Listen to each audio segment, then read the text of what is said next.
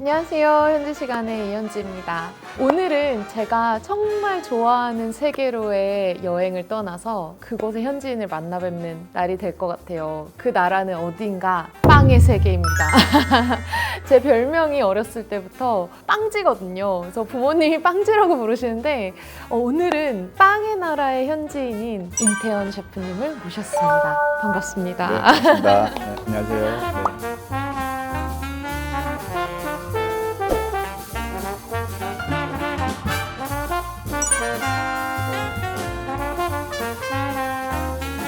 네, 안녕하세요. 저는 베이커리 르빵을 이끌고 있는 임태현 셰프입니다. 반갑습니다.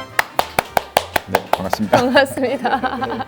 이렇게 초대해 주셔서 감사합니다. 아니 너무 바쁘신 거 제가 너무 잘 아는데 제가 전화 드리자마자 너무 흔쾌히 나와주신다고 하셔서 너무 기뻤습니다. 평소에 존경하던 대표님이라 아니 그럼 언제 한 번은 불러주실 줄 알았습니다. 사실 저희 셰프님하고 저는 우리 같이 협업을 하고 있잖아요. 네. 저희 그 더 위켄하고 리조트랑 같이 일하시면서 어떠셨어요? 어떻게? 사실은 저희 대표님 만나 뵙고 사무실에 만났잖아요. 네. 만날 때 본인 일을 너무 사랑하시는 분이구나. 나도 저렇게 할 수 있을까? 라는 생각을 진짜 많이 갖게 됐어요. 네. 그리고 대단한 분이시다 생각해서 나도 저 대표님하고 같이 뭔가를 해보고 싶다는 생각을 되게 많이 들었어요. 그래서 감사합니다. 다행히 더 대표님이 충분하게 이렇게 지원을 해주셔가지고 여기만의 위켄만의 전국에서 어디를 가서도 먹지 못하는 제품들을 만들었잖아요. 네. 그게 또 이제 많이 화제가 되기도 해서 네. 오히려 제가 감사드리고 있습니다. 네. 아니 저희 진짜 너무 아름다운 디저트, 저희 모래성 케이크 이런 것도 같이 기획도 해주시고 여러 면에서 너무 도움을 많이 주셔서 제가 진짜 너무 즐거웠습니다. 네.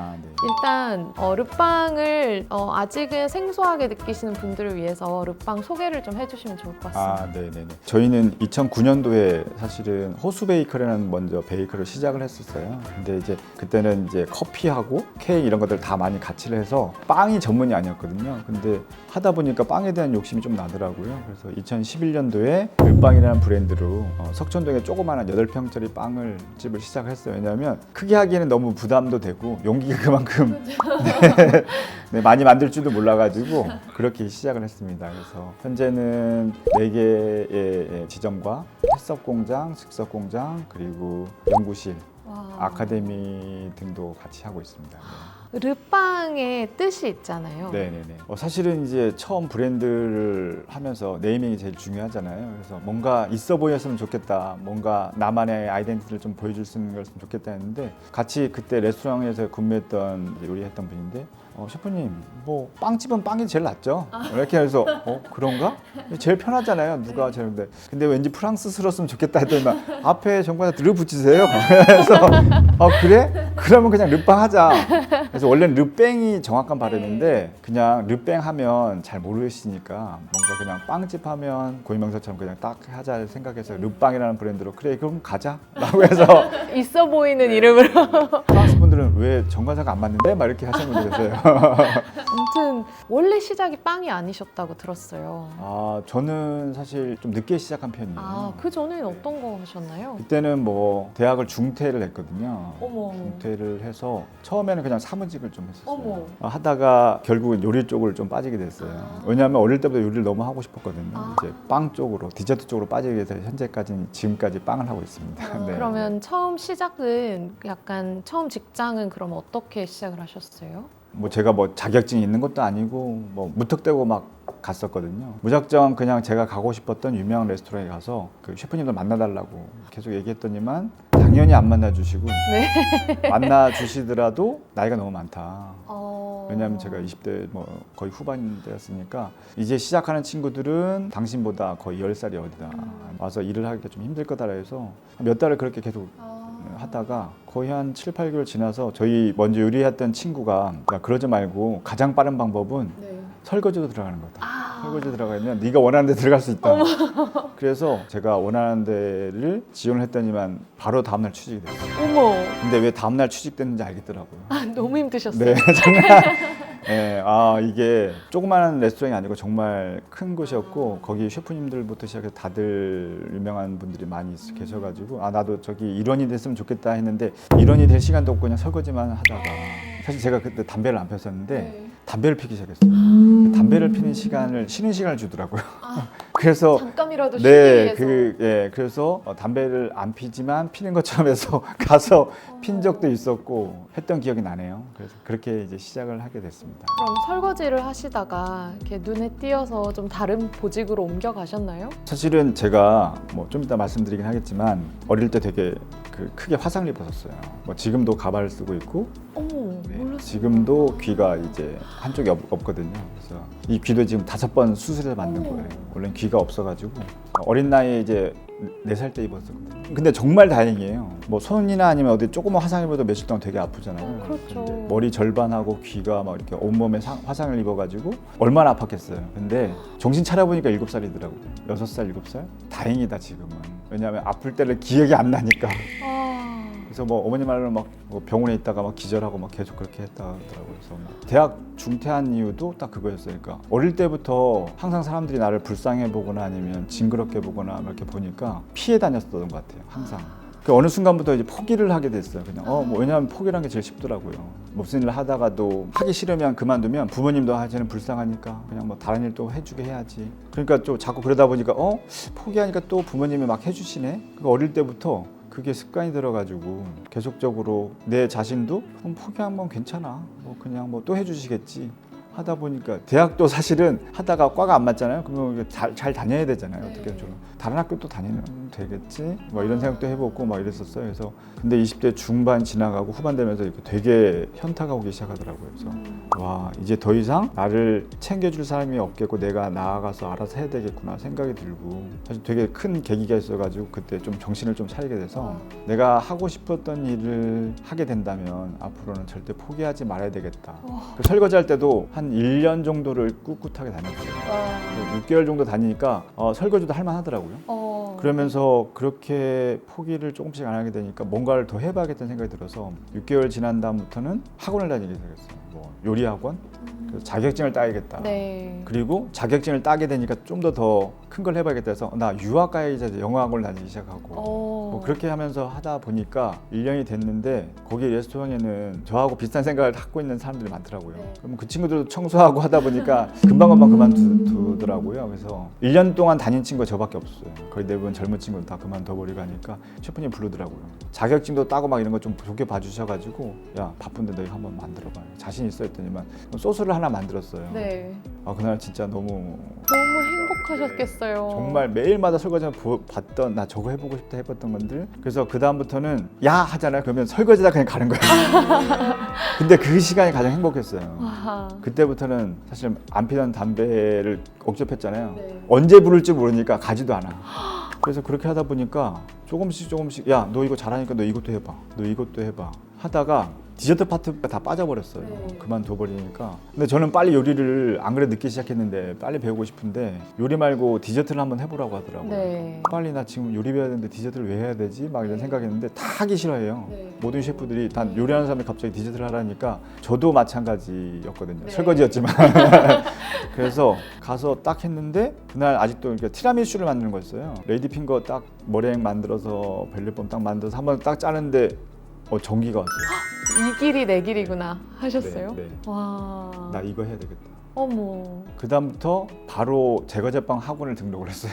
아니 셰프님 거의 1인 한 4역은 하셨네요. 그래서 아직도 기억났던 게 뭐냐면 6시 반에 파고다 강남에 있는 학원이 있어요. 영어학원. 거기 끝나면 9시부터 뭐 무슨 한솔 제과제빵 학원인가 뭐 요리 거기 강남에 있는데 거기서 기능사 수업 듣고 1시간 정도 텀 있으면 그 앞에 삼성동에 반젠리믹스라는 서점이 있었어요. 네. 거기 가서 그 요리학과 책 보다가 1시에 출근해서 거기서 10시, 11시까지 설거지 하다가 이제 퇴근하고 주말에는 일부러 쉬는 시간에서 또 요리학원 다니고 뭐 이렇게 거기를 몇 년 동안 그렇게 했더라고요. 그러니까 아까 어릴 때 화상 입었다고 얘기했잖아요. 그러니까 어떤 느낌이냐면 20대 중반까지 그냥 정말 어두운 큰 동굴에 아무것도 없는 건데 혼자 이렇게 쭈그려서 우는 느낌이었어요. 근데 제가 딱 요리를 해줬는데 진짜 별것도 지금 생각 아니었어요. 그냥 단팥빵을 했는데 사람들이 오 맛있다라는 얘기 한 번 들었어요. 그러니까 그때 어떤 느낌이었냐면 그 동굴에서 쫙 끝에 빛이 보이는 거예요. 네.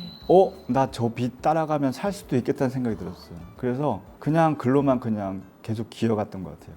사실 전혀 전혀 처음 듣는 얘기예요 오늘. 그런데 사실 오늘도 그래서 어디 앉을까 했는데 사실 저쪽에 앉았으면 좋겠다. 아 미리 말씀 주시지. 왜냐하면 이쪽 귀가 다 이게 뭐 혹시 보시는 분들이 싫어하실까봐. 전혀 제가 여러 번 뵀지만 한 번도 몰랐습니다. 근데 굉장히 적극적으로 외부에서 일을 추진하시고 새로운 걸 도전하시고 하는 모습에서 그런 트라우마가 있으셨을 거라고는 정말 일말의 상상을 못했거든요. 근데 포기하지 않으니까 기회가 오더라고요. 나한테도 기회가 생기네. 그러니까 막 꿈이 생기더라고요. 그러니까 대학 중퇴에서 빵집을 하다가 이제 뭔가 더 배워야 되겠다. 내가 뭔가 배우지 않고서는 이렇게 더 클 수 없다 생각해서 이제 학교를 이제 저희 쪽에는 이제 제과제빵 요리 식품 쪽에서는 제일 주변에 올라왔더니만 학교가 제 뭐 경희대학교 제일 높다고 하더라고요. 그래서 이제 아버님한테 말씀드렸죠. 저 대학 교수가 되겠습니다. 그랬더니만 저희 아버지가 나도 우리 아들이 대학 교수가 됐으면 좋겠다. 그럼 대학은 어떻게 다니려니까 사이버 대학을 다니겠습니다 했거든요. 그랬더니 어디 대학교? 경희대 교수가 되어서 경희대가 그냥 작은 학교도 아닌 것 같은데 사이버 대학 나와서 과연 내가 열심히 하는 것도 아닌데 난 내 아들이 실망할까봐 노력한 거에 비해서 안 되면 더 실망할까봐 나도 그게 좀 더 마음이 좀 아프다 했는데 하고 싶다고 말씀드렸어요. 그래서 사이버 대학 야간 다니고 그다음에 석사도 다니고 박사 다닐 때쯤에 경희대 겸임교수가 된 거예요. 학생들을 가르치게 되고 이뤄내셨네요. 네, 뭐 그래서 긍정적으로 생각이 바뀌니까 뭐 이렇게 어려운 일이 있잖아요. 사실 뭐 작은 일이든 큰 일이든 다 어려움이 큰데 웬만한 거는 나 저런 것도 이겨냈는데 이것까지 못할 그리고 내가 하고 싶었던 일 하고 있잖아. 되게 긍정적으로 되게 더 바뀌었어요. 누구보다도 더 긍정적이고 저 셰프님 위인전 써드리고 싶어요. 제가 성공을 아직 못해서 그렇지 제가 돈을 많이 벌고 아무튼 그 빵 얘기로 조금 다시 넘어가 보면 사실 빵집이라는 이름이 조금 무색할 정도로 사실 빵 사업을 하시잖아요. 그러면 사업을 점점 키워가시면서 좀 힘드신 점이 있으시다면 매일매일 이해합니다. 매일매일 네. 힘든데요. 사실은 처음에는 작은 빵집을 차렸는데 그냥 나 장사 안 돼도 내가 하고 싶은 빵 만들면 되지 뭐 했는데 너무 안 됐어요. 매일마다 이제 하루 판 거를 매일 버리거든요. 네. 근데 너무 많이 버리니까 나중에는 그걸 숨겨서 버렸어요. 부끄럽더라고요. 그래서 한 1년 정도 해서 매일마다 이거 닫아야 되나 말아야 되나 고민을 하고 있을 때 직원 한 명 있었는데 그 직원 데리고 세 번째 목요일인가 문을 닫았어요. 아예. 문을 닫고 서울에 있는 빵집을 벤치마킹을 다녔어요. 맛있는 빵집을 다 유명한 빵을 사다가 그걸 해부하기 시작했어요. 그걸 또 다음에 만들어서 또 내놓기도 해보고 한 몇 개월 지나서 이제 조금씩 안정화되기 시작했는데 동네 아파트 단지에 있는 이제 어머니 뭐 무슨 맘 카페가 있었어요. 거기에 되게 유명하신 제과제빵 하시는 분이 오셔가지고 블로그에 르빵에 있는 모닝롤 먹었는데 아기가 되게 소화도 잘 되는 것 같더라 했는데 진짜 다음 날부터 줄 서기 시작하신 거예요. 지금은 그분도 되게 유명한 블로거가 되셨는데 그때 당시에만 해도 이제 그거 터진 이후로 한 6개월 만에 하루에 뭐 250, 300씩 팔았어요. 진짜 업어서 팔았어요. 업어서 더 이상 빵을 만들지 못할 정도로. 사실 이렇게 하면은 광고 같아서 안 하고 싶었지만 제가 제일 좋아하는 게 르빵의 군밤파이거든요. 네네네. 근데 르빵의 그 밤식빵이 또 엄청 유명하잖아요. 밤이라는 게 굉장히 어떻게 보면 르빵의 시그니처 중에 하나가 됐는데 어떻게 하다가 그런 거를 개발하게 되셨어요? 매장이 조금씩 유명해지면서 우리만의 시그니처가 필요할 때가 됐더라고요. 왜냐면 남들은 그때 말씀하셨지만 뭐 문을 닫고 다른 빵집들을 다 갖고 와서 우리 스타일로 바꾸긴 했지만 결국은 그 유명한 셰프님의 제품들을 따라한 거잖아요.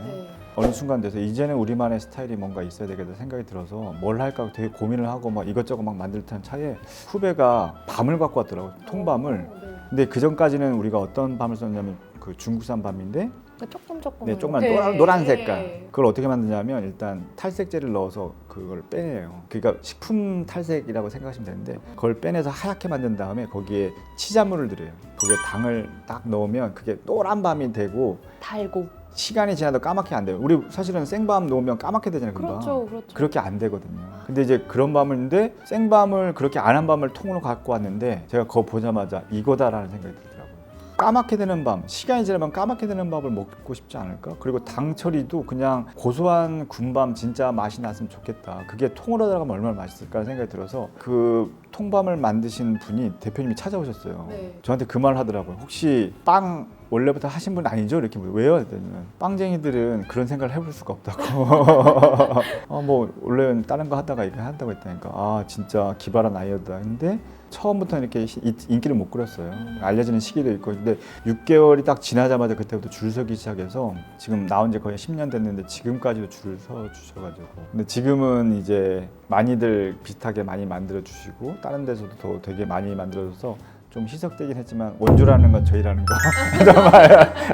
이제 카메라 네, 집중. 아니 진짜 제가 이거 보여드려야 될 것 같아요. 이게 밤파이인데 보통은 밤파이에 파이에 밤이 들어가잖아요.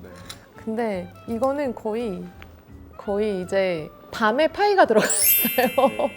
그래서 사실 이것도 그 밤을 아예 1년치를 사요. 네. 그래서 그것만 저희 것만 또 따로 이렇게 저희한테 주시거든요. 아. 근데 갖고 오면 저거를 더 꾸덕꾸덕하고 맛있게 만들려고 또 오븐에서 또 1시간 동안 구워요. 그래서 이렇게 만들면 이렇게 목이 턱턱 막히면서 고소한 맛의 밤파이가 되는 거예요. 네, 맞습니다. 르빵에서 사실은 요즘에는 빵 대회도 하시잖아요. 아, 네네네.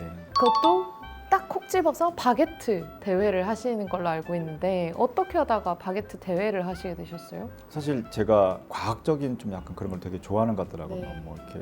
근데 빵이 바게트가 그래요. 크로아상도 그렇고. 그 다른 데는 식빵이나 이런 것들은 셰프들이나 이렇게 비슷하게 만들건데 바게트는 자기가 어떻게 빵을 배우는지가 다 나와요.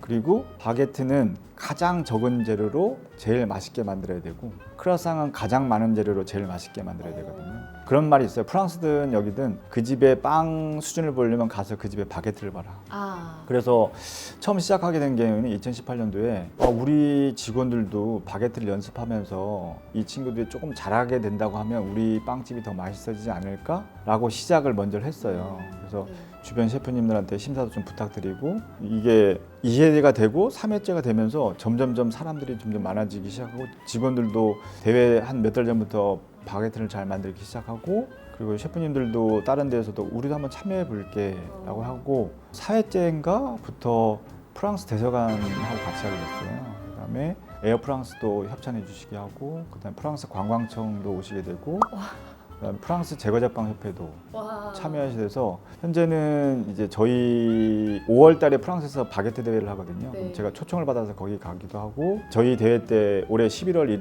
6일부터 10일까지 하는데 그때 되면 프랑스 제과제빵 협회장님도 오시고 프랑스 매년 바게트 1위, 크라상 1위도 저희 이번 대회에 오셔가지고 세미나도 해주시고 심사도 해주시고 올해는 팝업까지 하게 되고요. 올해는 감사하게도 세계 최고의 제과제빵 요리 학교인 미국의 CIA라는 학교하고 일본의 치지라는 학교 그리고 프랑스의 페랑데라는 학교에서 교수님들 직접 와주셔서 심사도 해주시고 점점 많이 좀 까다로워지겠네요.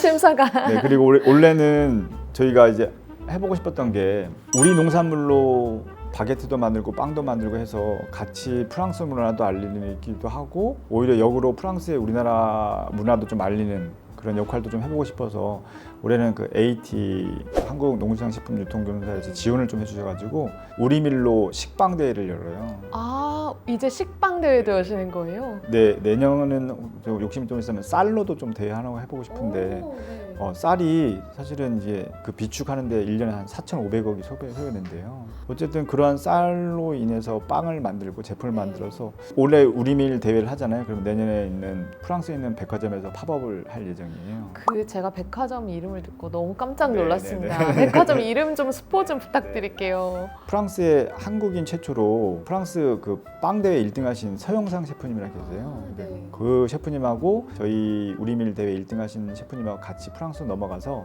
그분은 프랑스에 계시죠. 20년 동안 빵집을 하고 계세요. 그 셰프님하고 코업을 해서 거기 밀레앙이라는 빵집에서 네. 팝업도 하고요. 거기 끝나면 뭐 라파이트라든가 프랭땅이라든가 여기서 날짜는 아직 결정은 안 됐지만 이제 그거 하는 걸로 기획을 하고 있어서 파리에 가야 되겠는데요.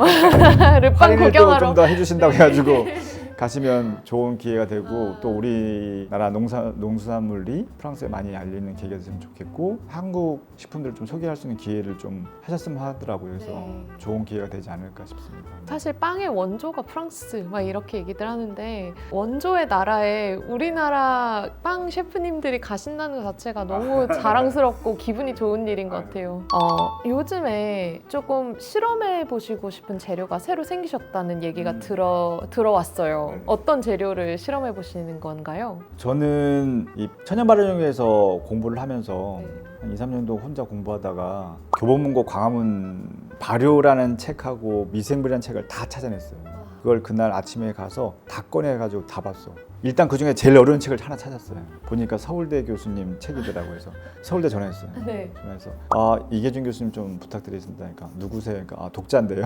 말해서 죄송한데 좀 물어보고 싶은 게 있어서 알아봐 드리겠는데 뭐 이렇게 전화하시면 안 되십니다. 당연히 안 가르쳐 주시죠. 네. 또 전화했죠. 한 2, 3일에 한 번씩 아니면 또 뭐 좀 걸쳐가지고 좀 피해 안 되게끔. 네. 한 2달인가 걸렸던 것 같아요. 근데 진짜로 연락이 오셨어요? 메일로. 와. 그래서 지금 어떤 책을 읽었냐 했더니 제가 교수님 책 발효미생물 학책을 읽었다고 해서 이런 부분이 좀 궁금하고 교수님 좀 알려 주시면 제가 학생들을 가르치는 데 도움이 될 수 있을 것 같습니다 했는데 한 2주 있다가 또 단메일이 왔는데 제가 너무 몇 년 동안 공부했던 거를 그때 장문의 이메일을 보내주셨어요. 어떤 생각했냐면 나 이 교수님한테 목매달아야 되겠다. 그래서 계속 여쭤보고 답해주시고 현재는 지금 5년째 저희 직원으로 교수로 계세요.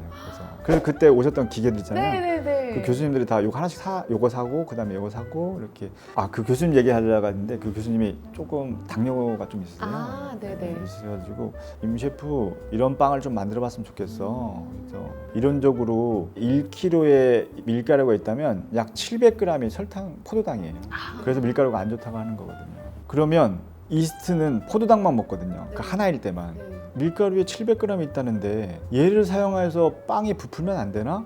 700g을 끊는 거를 개발을 한다고 하면 실험을 교수님하고 자문을 받으면서 계속 연구를 했어요. 그러니까 그 다음부터는 몇 년 동안 거기에만 네, 그래서 이번에 제로 밀가루라는 밀가루도 나오고요. 제로 브레드라는 것들을 해서 이제 마켓컬리나 이런 데도 이제 다음 달에 출시가 되고 그걸로 인해서 이제 당뇨라든가 이런 것들 관련된 제품들이 많이 나오고 그 다음에 대기업하고 이제 그 밀가루로 사용한 국수도 나오고 대박 터뜨리시기를 기원합니다. 열심히 하겠습니다. 네. 여기 이제 저희 약간 다 직업병이 다르시더라고요. 셰프님의 직업병은 어떻게 되세요? 신체적이런 거하고 정신적으로 두 가지 나누시는 것 같은데 신체적으로는 제가 짝다리를 좀 짚어요. 이게 계속 오래 하루 종일 서 있어야 되니까 뭔가 힘드니까 힘드니까 이렇게 근데 왼쪽으로 이렇게 왼손잡이 하는 건지 몰라도 이렇게 왼손으로 이렇게 짝다리를 짚더라고요. 그래서 이쪽 다리가 너무 아파요. 이럴 수가. 그리고 빵을 왼손잡이다 보니까 빵을 잡으니까 이게 조금만 해도 여기가 계속 손목이 너무 아파가지고 잠을 못 잘 때가 진짜 병이네요, 이거. 네. 신체적으로는 그런 거고 정신적으로는 제가 막 꼼꼼한 거를 막 이렇게 위생이라든가 뭐 이런 것들 되게 막 이렇게 막 디테일한 걸 좋아해서 그러다 보니까 다른 것도 좀 직원들한테 좀 그런 것 같더라고요. 그러면 안 되는데 근데 저는 식품 회사라 깔끔했으면 좋겠거든요. 와. 오신 분들이 그래서 저는 정리가 안 되는데 맛있는 빵이 나올 수는 없다고 생각하고 직원들도 신입사원에 들어오잖아요. 지저분해요. 그러면 그들도 신경을 안 써요. 저희 오시면 제가 항상 여쭤보는 질문이 있어요. 현지 시간의 시그니처 질문인데 하루 24시간 중에 어떤 시간이 가장 소중하신 시간이신지 여쭤보거든요. 형식적으로는 가족들을 볼 수 있는 시간이 가장 행복한 것 같고요. 왜 다 남성 대표님들이 나오시면 앞에 형식적으로가 붙는 줄 알겠어요. 저도 살아야 돼서 그리고 개인적으로는 제가 좀 일이 좀 이렇게 하잖아요. 제가 일이 하도 많다 보니까 정리가 안 되더라고요. 어느 몇 년 전부터는 내가 정리가 안 되는데 직원들한테 뭐 지시를 한다거나 이런 게 안 되면 안 되겠다 싶어서 한 11시부터 꼭 12시 밤까지는 1시간 동안 장기, 중기, 내일 해야 될 일을 딱 구분을 해놔뒀어요. 그래서 그다음에 꼭 해야 될 일은 좀 더 포인트를 좀 크게 해서 그날 꼭 처리해야 될 일을 파트별로 다 하는 게 있어요. 그래서 그게 안 되면 이제는 잠을 못 자겠어요. 그걸 정리하는 시간이 1시간 정도 걸리거든요. 매일마다. 요즘에는 그 시간이 가장 중요한 것 같습니다. 네. 아무튼 오늘 너무 일단 감동적이고 너무 의외이고 감명 깊은 시간이었던 것 같습니다. 거의 책 한 권을 정말 읽은 것 같은 그런 시간이어서 더욱 깊은 감사의 말씀을 드리고 아, 싶습니다. 이렇게 불러주셔서 너무 감사하고요. 평소 존경하는 이제 대표님과 한번 이런 자리를 갖게 해주셔서 너무 감사드립니다. 감사합니다. 네네네. 자, 오늘 제가 정말 존경하고 좋아하는 임태현 셰프님을 모시고 셰프님의 인생사부터 빵에 대한 철학까지 많은 이야기를 나눠봤습니다. 저처럼 보시는 분들도 이 카메라를 통해서지만 오늘 현장의 그 감동을 같이 느껴주셨으면 좋겠네요. 오늘의 현지 시간은 오후 12시 37분입니다. 감사합니다. 감사합니다. 감사합니다. 위크엔 많이 와주세요. 많이 하세요. 케이크도 있어요. 많이 드셔주세요.